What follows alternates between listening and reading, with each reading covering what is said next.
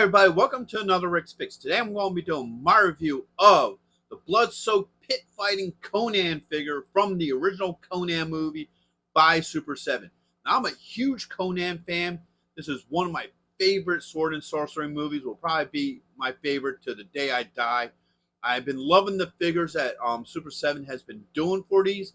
So when I saw this figure come out, it was a must-have for me. So I'm really excited to be taking a look at him. So what I'm going to be doing is I'm going to take a look at him in the packaging first. Then we're going to look at the figure and his accessories. So with that being said, I want to thank everybody who has subscribed. You're very much appreciated. And for anybody who does like this video and haven't subscribed, and I please ask that you subscribe as well.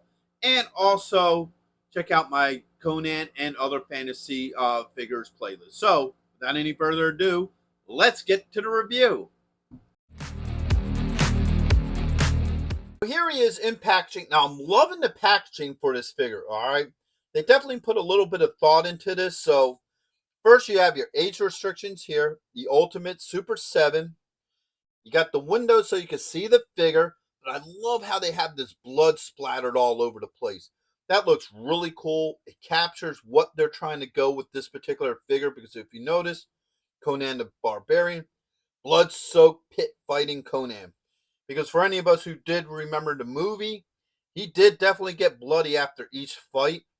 I love here how in the corner, they put him in the pose that he takes after each victory. So I thought that's really cool that they did that. All right, up top, you got Conan the Barbarian with more blood all over the place. All right. Spin him around this way. Not a lot going on here. Some blood spatter. A little bit more of the window. Come back here. You got his symbol of the time, blood all over the place. Him, a little bit about the figure. All right, this side is the same as the other. And then underneath, you got your legal and skew. So, all that being said, let's open him up and see what he's about. So here he is, out of packaging. His profile is pretty impressive. I do like the overall look of the profile of this figure. So now we're going to get into his points of articulation. So let's get him off his stand here. All right. So the head does move. You get a little bit of head movement, not a lot. All right. So you don't get a lot of head movement here. Got his shoulder, and that all works pretty well. Elbow, the wrist. Get this other arm up. There is a joint underneath here. A little bit hard to move with his vest on. Same here. You get a good spin. Thigh joint moves pretty well. Knee works pretty decent. And the ankle works pretty good. So he doesn't have a whole lot of points of articulation. But he does seem to move okay. All right. So now let's start looking at the head sculpt. Now, one thing I'm noticing about this head sculpt is if you look at his helmet, you can see that there's actually skin grafted onto it with eyeballs. I never noticed that in the movie. Now I'm going to have to take a better look at it.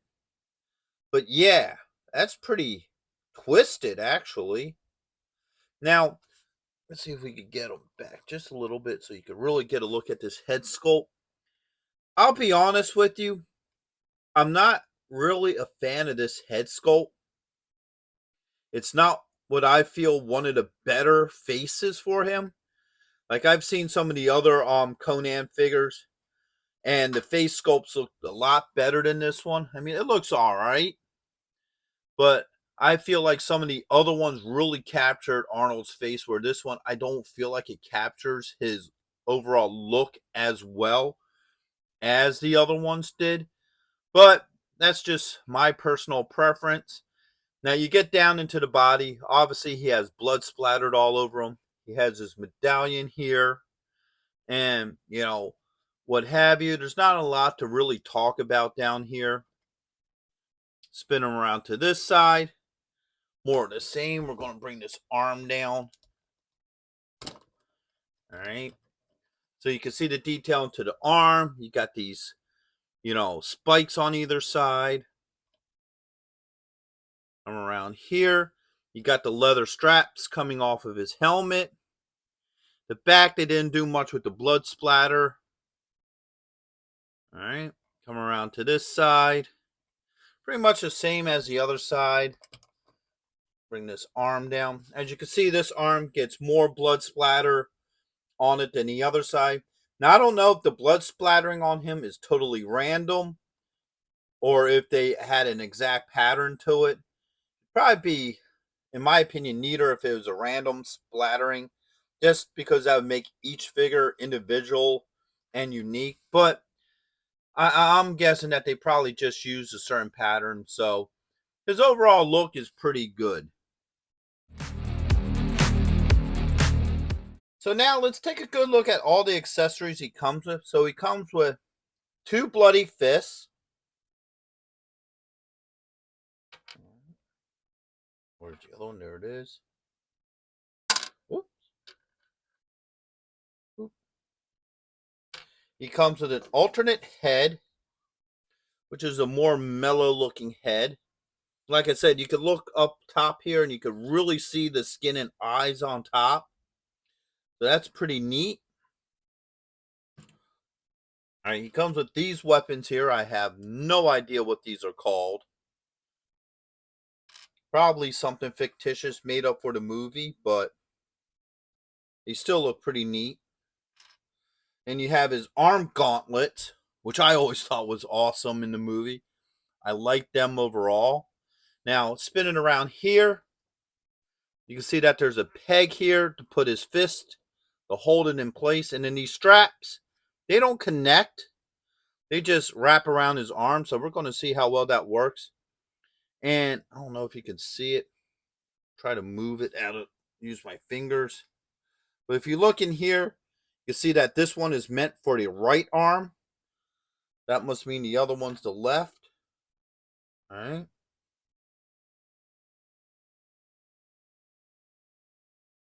And now he also has his iconic sword, which me personally, I don't know why they gave this figure his sword, because he doesn't get the sword until after his pit fighting years and so forth. Now, these I did try putting into his hands. Is this the right one for him? Yeah. But they don't want to fit in there. These hands are really, really tight. So I'm not even remotely getting that in there. And the other pieces, I'm going to have to split these fingers to get them in there. So I'm going to get the hot water. We're going to soak some of these hands in the hot water. And then we're going to see how well all this works. The same with the head. So I had the other hands sitting in the hot water for a little bit. So we're going to see how well this stuff swaps out. So let me pull these ones off. All right, that actually came off pretty easily. I'm going to soak these two. Now let's get the other ones. Ooh, hot. Ooh, hot. Really hot. Ow, ow, ow. Damn it. It's pretty hot. Woo. Right, this one. And that one. All right. Put this head back in here for the swap. All right. Now that I heated these up a little bit, they should just pop on easily. Whoops, pulled out the wrong one. Damn it. All right. So those two hands swapped out very easily. No issues. So now let's try to swap these heads out. Now, one of the problems with this particular head is it has all those spikes on it, so it kind of makes it a little bit hard to pull off. And boom, there you go. Now that I soaked that in some hot water, as you see, swapped out very easily. It probably would have gave me some trouble if I didn't. All right. Now these two hands should have sat in here long enough. So let's see how well this works. So put these back on. All right.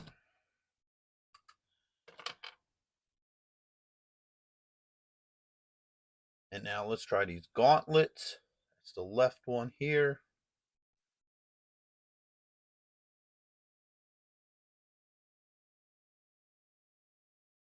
Yeah, that works better. So with it soaking in the hot water, now it makes it so the hands open up a lot easier. And you could get these arm gauntlets on. The other one, here we go. And the thing is, and I probably said this in previous videos, it don't take long to soak them either. It only takes like maybe about a minute, if that.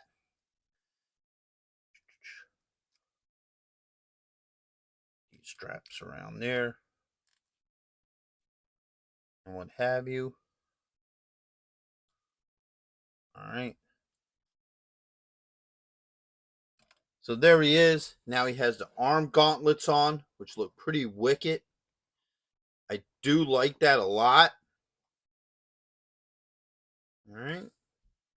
And then now let's pull these off. Yeah, see, definitely putting this in the hot water really moved these fingers around so I could really get these weapons into his hands a lot easier. Now I use hot water. I know other people use other methods like blow dryers and stuff, and I guess that works as well. It's just I don't know. This is what works for me. Seems to be no issues. All right, so now he has these. Let's see if we could get him into that iconic pose. All right, so you got the one here. Nope, there goes the hand. One. Get this arm up. Nah, see, you can't do the cross arm. You can have them, kind of have them like this, but you're not going to get them into that other pose. And that's not an issue with this figure. That seems to be an issue with most of your figures to where you can't get a good arm cross. But he definitely holds everything pretty well. And last but not least, the sword. All right, so let's get this out of this hand. Get the sword in here. But then again, I guess it's cool to have a bloody sword. The more I think about it, because even though it may not fit well with this particular Conan, you can always use a bloody sword for any of your other ones. All right. Oh, jeez. Okay, that's not good. His arms won't even come together close enough for me to even attempt to get two-handed hold on this.